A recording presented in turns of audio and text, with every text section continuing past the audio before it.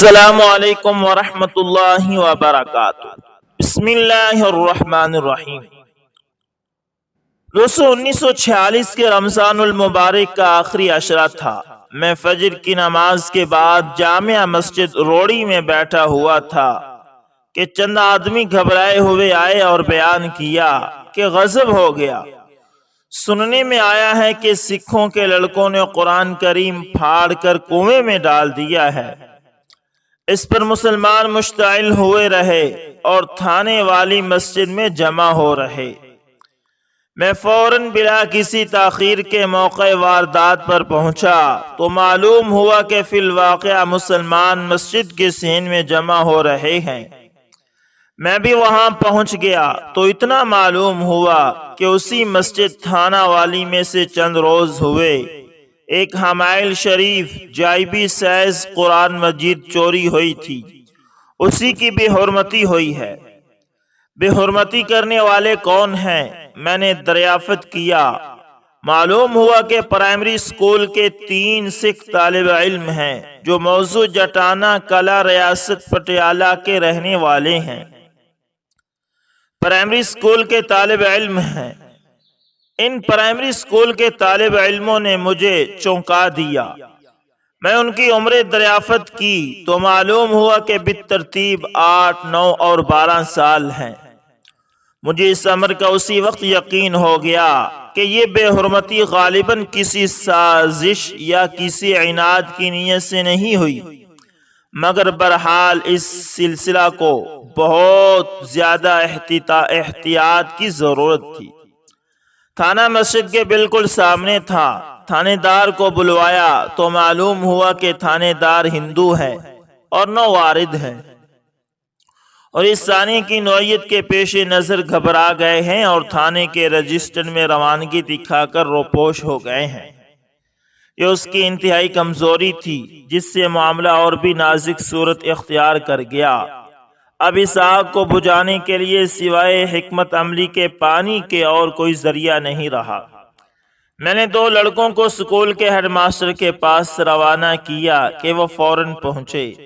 Head master صاحب غالب بروالا سیدہ کے سید تھے، مگر تھے اعصابی قسم کے آدمی، گھبرا گئے اور آنے سے انکار کر گئے۔ میں نے 2 اشخاص کو پھر روانہ کیا اور کہا کہ اس نازک موقع میں نہ آنا مسلمانوں کے جذبات کو بھڑکا دے گا، نہ آئیں تو زبردستی لے آئیں۔ چنانچہ ان حالات میں میر صاحب کو ولے برندش آنا پڑا۔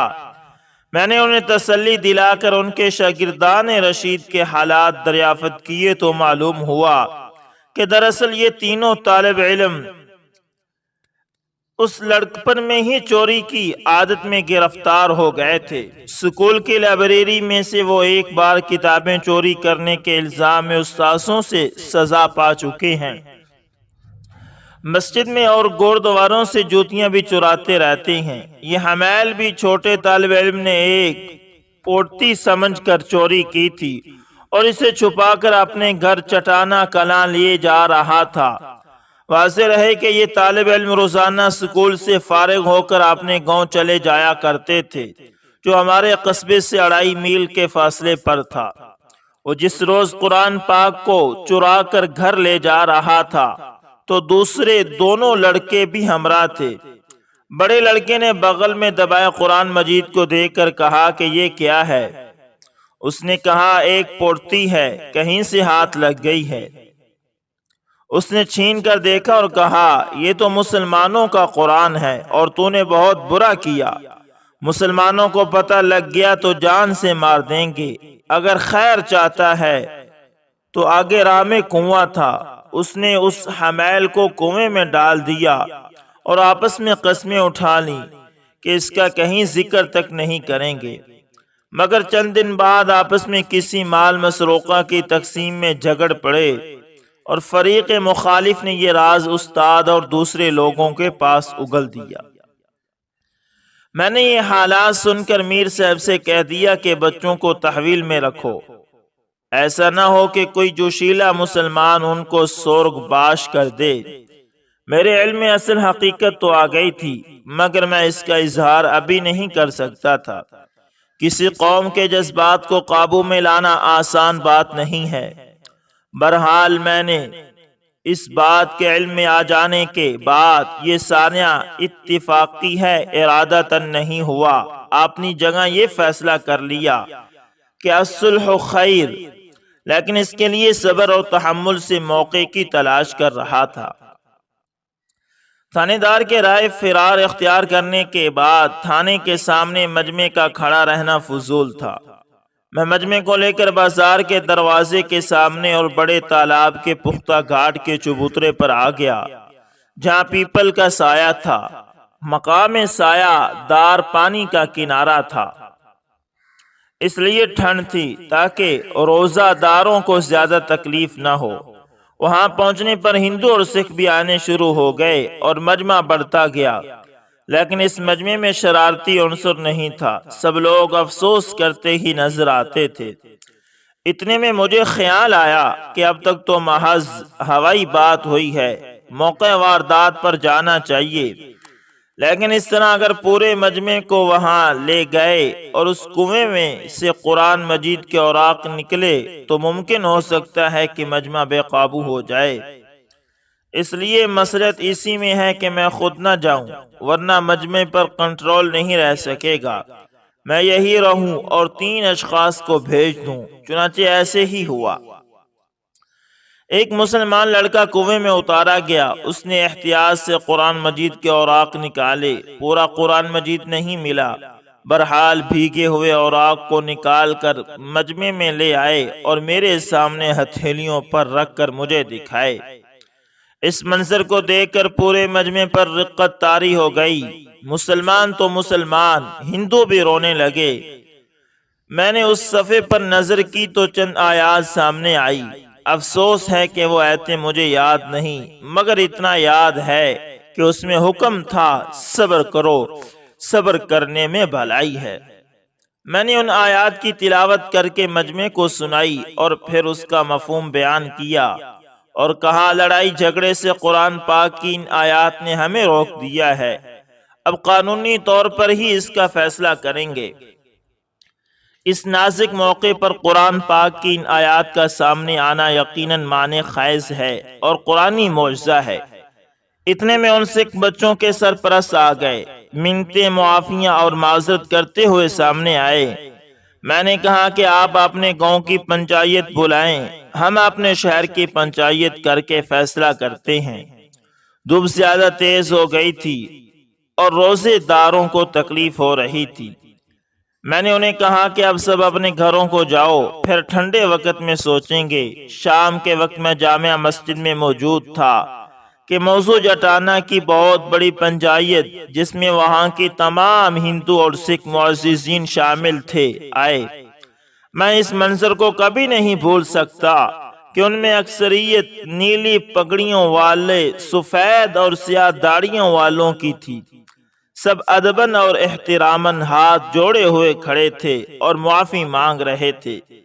میں نے جواباً انہیں خوش آمدید کہا اور کہا کہ آپ کا آنا سر آنکھوں پر، مجھے اس کا احساس ہے اور میں اس سے بے حد متاثر ہوں کہ آپ سب لوگ خدا سے ڈرنے والے اور صلح پسند ہیں۔ اللہ اکبر۔ بہرحال آپ کی آمد اسی نیک ارادے سے ہوئی ہے۔ قصور 3 بے وقوف بچوں کا ہے، جس کی ذمہ داری آپ لوگوں پر عائد نہیں ہوتی۔ اس لیے جی تو چاہتا ہے کہ میں ابھی آپ کو پوری ذمہ داری سے معافی دے کر اور مطمئن کرا کے واپس روانہ کر دوں، مگر معاملہ فقط میرا نہیں ہے بلکہ معاملہ پورے علاقے کا ہے۔ اس طرح فقط میرا معاف کر دینے سے یہ آگ ایک بار تو دب جائے گی، لیکن پھر سلگ کر بھڑک اٹھے گی اور میرے بجھائے نہیں بجھے گی۔ میں چاہتا ہوں کہ اس آگ کو حکمت، دانش اور محبت کے پانی سے بجھایا جائے تاکہ دوبارہ سلگ اٹھنے کا اندیشہ نہ رہے۔ اس لیے میں نے تدبیر سوچی ہے کہ کل صبح تک مسلمانوں کے بڑے بڑے گاؤں کے 10-15 نمائندہ حضرات کو بلوا لوں اور صورت معاملہ سے آگاہی کر کے پھر دونوں پنچایتوں کے مابین گفتگو کے بعد معاملہ ختم کرواؤں، ورنہ ہو سکتا ہے کہ تنہا میرے فیصلے پر مسلمان مجھ سے بگڑ جائیں۔ سب نے اس رائے کو پسند کیا۔ میں نے اس موقع کو غنیمت تصور کر کے اس شہر میں سے ایک خیر کا پہلو نکالنے کے لیے کہا کہ آپ صرف 5 منٹ میری بات سن لیں تاکہ آپ کو یہ معلوم ہو سکے کہ یہ حادثہ کوئی معمولی حادثہ نہیں ہے۔ اس موقع پر میں نے جو تقریر کی اس کا خلاصہ درج ذیل ہے کہ میرے ہندو اور سکھ بھائیوں، قرآن پاک اور رسول پاک صلی اللہ علیہ وسلم صرف مسلمانوں کی کتاب اور مسلمانوں کے ہی پیغمبر نہیں۔ اگر مسلمان ایسا خیال کرتے ہیں تو وہ غلطی پر ہیں، اگر ہندو اور سکھ بھائی ایسا سمجھتے ہیں تو انہوں نے بھی غلط سمجھا ہے۔ قرآن جس طرح مسلمانوں کے لیے کتاب ہدایت ہے، اسی طرح تمام دنیا کے لیے بھی رہنمائی کا کام دیتی ہے۔ اسی طرح حضرت محمد صلی اللہ علیہ وسلم بھی سب دنیا کے لیے ہادی ہیں۔ دیکھیے گرو نانک دیوی جی کس کشادہ دلی سے اس کا اقرار کرتے ہیں کہ تورات، انجیل، زبور تیرے پڑھ سن ڈھٹھے وید، رہے کتیب قرآن ہی کلجک میں پروار۔ اس کلجک کے عالم میں رہنمائی کرنے والی کتاب صرف قرآن ہے۔ اور جب گرو جی مکہ معظمہ گئے تو وہاں کے قاضی سے مخاطب ہو کر فرمایا، نانک آکھے رکن دین سچے سنو جواب۔ صاحب دا فرمایا لکھیا وچ کتاب، وچ دوزخ حاویہ او سڑے جو کہے نہ کلمہ پاک۔ مکرو نربے 2 جڑے روجڑے 5 نماز طلاق۔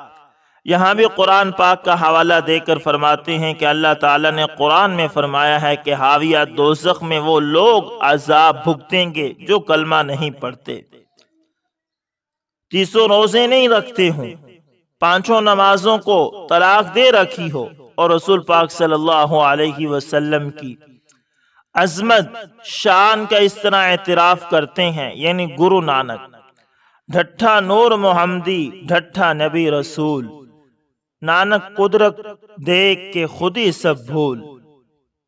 یعنی جب سے نور محمدی صلی اللہ علیہ وسلم کا جلوہ دیکھا ہے، نانک اپنی خود ہی بھول گیا ہے۔ تو میرا اس تقریر سے یہ مطلب ہے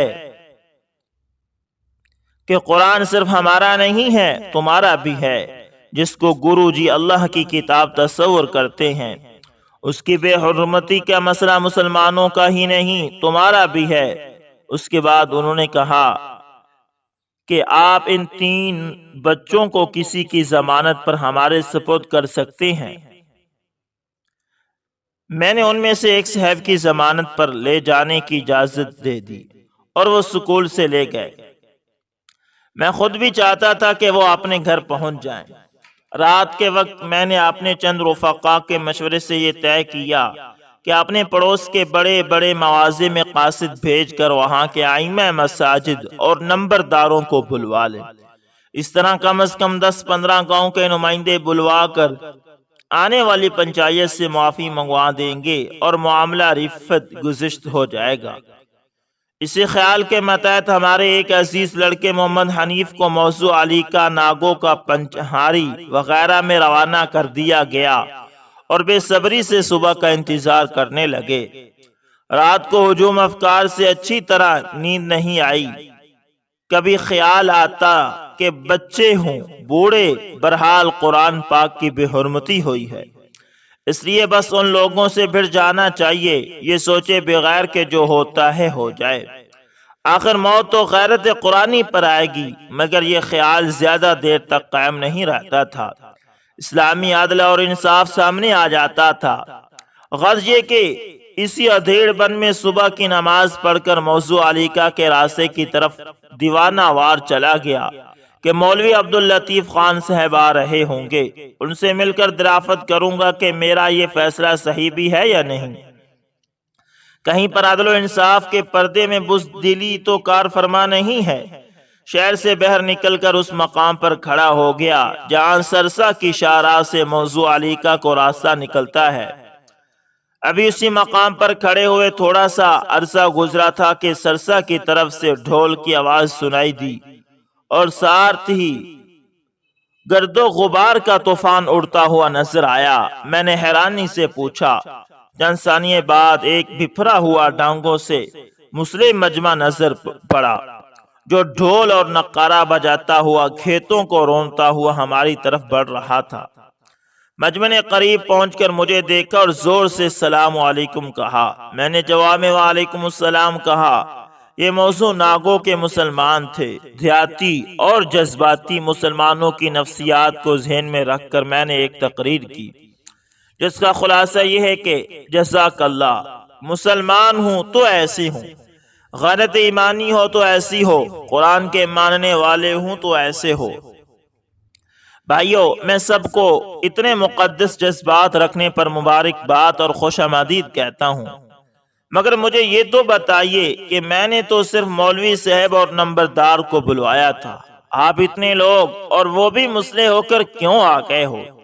وہ کہنے لگے، ہم نے تو یہ سنا تھا کہ مولوی صاحب کو شہید کر دیا گیا ہے اور قرآن پاک کی بے حرمتی کر دی گئی ہے۔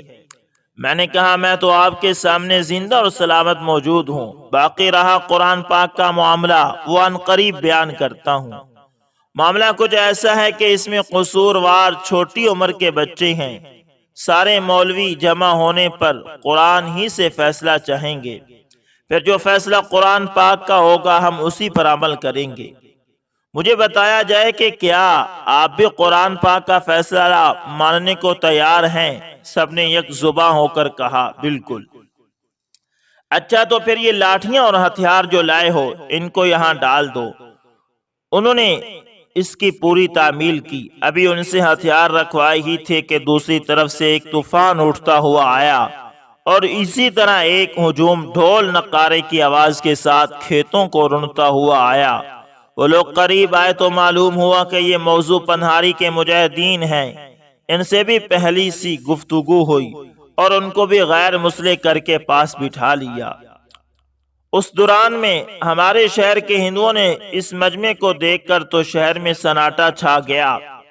مسلمان اتنے قلیل تھے جیسے آٹے میں نمک۔ پورے شہر میں 200 کے قریب گھر تھے، باقی تمام شہر ہندوؤں اور سکھوں سے بھرا ہوا تھا۔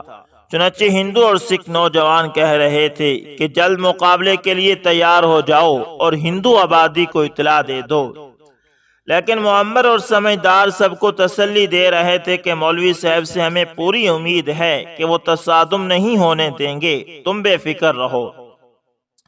المختصر کتنے ہی گاؤں مسلح ہو کر ڈھول بجا کر آتے رہے اور جمع ہوتے رہے۔ جب مجھے تسلی ہو گئی کہ اب سب آ چکے ہیں تو اس وقت ان سب سے نفس معاملہ بیان کر کے یہ عرض کر دیا گیا کہ آپ لوگ اپنے اپنے گاؤں سے ایک ایک مولوی اور 2 نمبردار چھوڑ کر باقی سب لوگ واپس چلے جائیں۔ آپ کو آپ کی نیت کا ثواب مل گیا۔ رہا قانونی فیصلہ تو وہ دونوں جانب کی پنچایتیں کر لیں گی۔ سامعین نے جواباً کہا کہ ہم تو آپ کے فرمان کے متحد واپس جانے کو تیار ہیں، مگر آپ خوب سوچ لیں کہ کہیں ایسا نہ ہو کہ ہمارے واپس چلے جانے کے بعد معاملہ بگڑ جائے اور پھر یہ لوگ خدا نخواستہ اس افواہ کو سچ کر دیں جسے سن کر ہم لوگ آئے ہیں، یعنی مجھے شہید کر دیں۔ میں نے کہا کہ آپ مجھے اللہ کے حوالے کر دیں اور اطمینان سے واپس لوٹ جائیں۔ میں ان لوگوں کو خوب جانتا ہوں، یہ لوگ ہمارے دشمن نہیں ہیں۔ اس پر تقریباً 70-80 نمائندوں کو چھوڑ کر باقی سب لوگ واپس ہو گئے اور میں ان لوگوں کا درختوں کے نیچے ڈیرا لگوا کر ان میں سے فقط علماء کو ہمراہ لے لیا کہ ان علماء سے مشورے سے ہم قرآنی فیصلہ کریں گے۔ چنانچہ مقام مجلس دواخانہ سلیمانی کی بلائی منزل قرار پائی۔ میں نے علماء کرام کے سامنے پوری صورتحال پیش کر کے عرض کیا کہ چونکہ ان نادان بچوں پر نہ تو کوئی تعزیر اسلام نافذ کرتا ہے، یعنی اسلام نہ تو کوئی سزا نافذ کرتا ہے اور نہ انگریزی قانون، اس لیے اگر آپ لوگ میری رائے میں کوئی وزن محسوس کریں تو ہم یہ معاملہ انہی لوگوں ہندوؤں اور سکھوں کی پنچایت کے سپرد کر دیں۔ سب علماء نے اس پر اتفاق کیا۔ چنانچہ میں نے حمیر سنگھ وغیرہ کو بلوا کر یہ کہہ دیا کہ ہماری پنچایت نے یہ معاملہ تمہارے ہی سپرد کر دیا ہے۔ ہر چند وہ اصرار کرتے رہے کہ آپ خود فیصلہ کریں، ہم با دل و جان اسے مانیں گے مگر ہم نے انہیں مجبور کر دیا اور وہ یہ اختیارات لے کر اپنی پنچایت میں چلے گئے۔ غالباً ان کی پنچایت کا اجلاس چرانسیوں کے ڈیرے میں ہوا۔ وہ سب ایک فیصلے پر پہنچ گئے۔ فیصلہ: مسلمان نمائندے سب خاموش تھے اور درختوں کے سایہ میں شہر سے باہر بیٹھے ہوئے اس انتظار میں تھے کہ دیکھیے ہندو اور سکھوں کی پنچایت کا فیصلہ کیا ہوتا ہے۔ اتنے میں تقریباً 100 قدم دور شہر کی جانب سے کچھ لوگ آتے ہوئے نظر آئے، مگر وہاں آ کر رک گئے۔ اتنی دور سے باتیں تو نہیں سنی جا سکتی تھی، البتہ ان حرکات و سکنات سے یہ معلوم ہوتا تھا کہ آنے میں متردد ہیں۔ اتنے میں ایک آدمی آگے آیا اور بیان کیا کہ بعض لوگ یہاں آنے سے ڈر رہے ہیں، انہیں خطرہ ہے کہ کہیں یہاں آنے پر یکدم حملہ نہ ہو جائے۔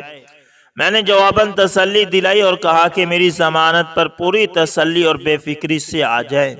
چنانچہ وہ سب لوگ آ گئے اور اس انداز سے آئے کہ سب نے ہاتھ جوڑ رکھے تھے۔ سب کے آگے ایک معمر سکھ سردار کرم سنگھ تھے۔ سردار سچا سنگھ ذیلدار حلقہ روڑی کے والد بزرگوار۔ انہوں نے کہا ہم نے اس معاملے میں اپنا فیصلہ ان بزرگوں کے سپرد کر دیا ہے۔ انہوں نے جو فیصلہ دیا ہے وہ اب آپ کے سامنے پیش کر دیں گے۔ میں نے کہا سردار صاحب بچے اگرچہ پاپی ہیں مگر بچے ہیں، اس لیے ہم ایسا ارادہ نہیں رکھتے اور اسی لیے یہ معاملہ آپ کے سپرد کیا ہے۔ کہنے لگا اچھا تو میرا فیصلہ سن لیں، میں نے ان بچوں کے والدین پر 500 روپے جرمانہ کیا ہے جو ان سے وصول بھی کر لیا ہے اور وہ یہ حاضر ہیں۔ یہ کہتے ہوئے دونوں ہاتھوں کی ہتھیلیوں پر رقم رکھ کر میرے آگے کر دی۔ میں نے کہا کہ آپ کے فیصلے کا بہرحال ہم بھی احترام کرتے ہیں، مگر ہم یہ 500 تو کیا 5 کروڑ بھی ہو تو قرآن کریم کے ایک حرف کے بدلے بھی قبول کرنے کے لیے تیار نہیں ہیں۔ قرآن پاک کا کوئی مول نہیں، ہاں البتہ آپ کے فیصلے کا احترام کرتے ہوئے یہ فیصلہ دیتے ہیں کہ اس روپے کو کسی ایسی جگہ خرچ کرو جو نہ صرف مسلمانوں کے کام آئے بلکہ اس سے تمام قومیں یکساں فائدہ اٹھائیں، اور میری دانس میں وہ پیاؤ یعنی سبیل جو روڑی اور اسٹیشن پر بڑا گڈھا کے درمیان واقع ہے اور جہاں میلوں تک پانی میسر نہیں ہوتا، وہاں اس روپے سے ایک کمرہ تعمیر کر دیا جائے تاکہ آنے جانے والے مسافر پانی پی کر آرام بھی کر سکے۔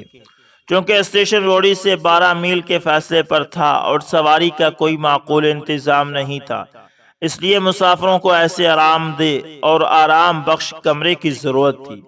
اس فیصلے پر وہ لوگ بہت ہی خوش ہوئے اور پھر خود ہی کہنے لگے کہ مسلمان بھائیوں، آپ سب مل کر دعا کرو کہ سچا بادشاہ خداوند کریم ہم پر راضی ہو جائیں اور ہمارے قصور کو معاف کر دیں۔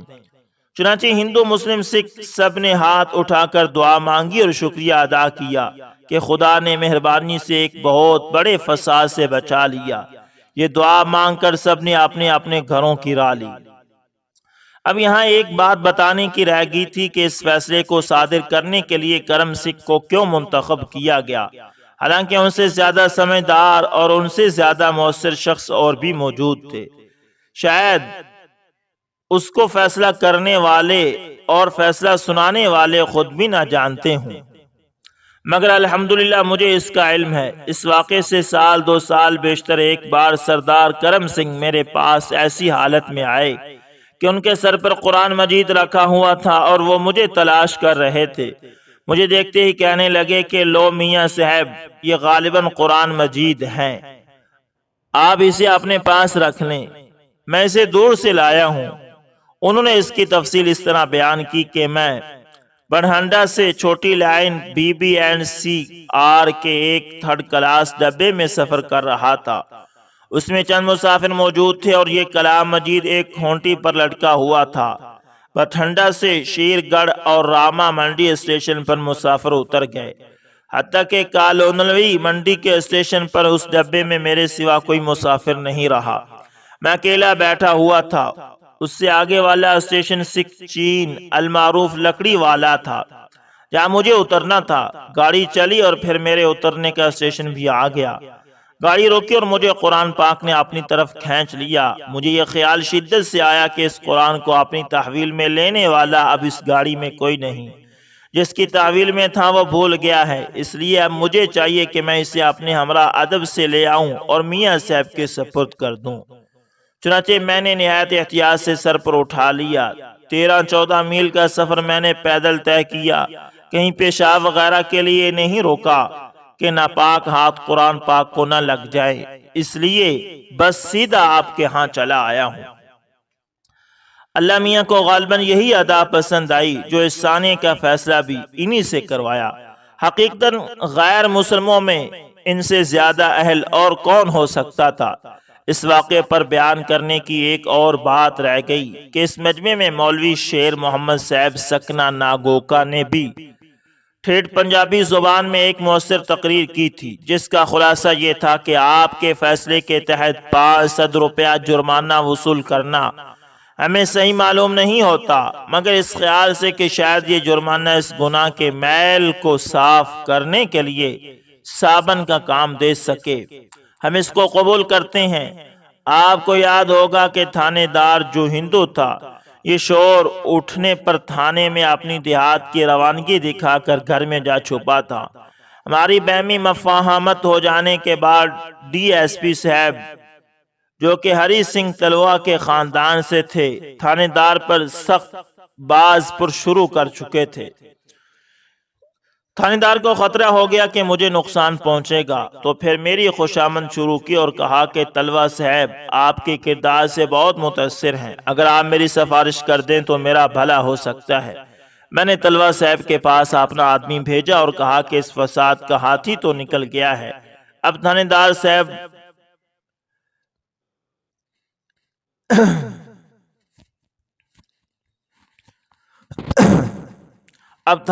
صاحب والی دم پھنسی ہوئی نہیں رہنی چاہیے، یہ میرے لیے قابل شرم ہے۔ اس پر انہوں نے گلو خلاصی کر دی۔ اللہ اکبر، اللہ اکبر۔ ایسے بھی اللہ والے لوگ ہوتے ہیں کہ جو معاملات کو بہت ہی حکمت عملی کے ساتھ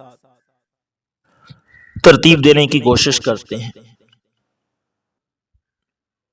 دوسرے اس پورے قصے میں مولوی صاحب کا کردار ایک بہت نمایاں تھا، جنہوں نے 2 قوموں کو ایک بہت بڑے نقصان سے بچایا۔ امید کرتا ہوں ویڈیو اچھی لگی ہوگی، پسند آئے تو لائک شیئر کمنٹ لازمی کریں، اور اگر آپ ہمارے channel AS information TV پر نئے تو اس کو لازمی سبسکرائب کریں۔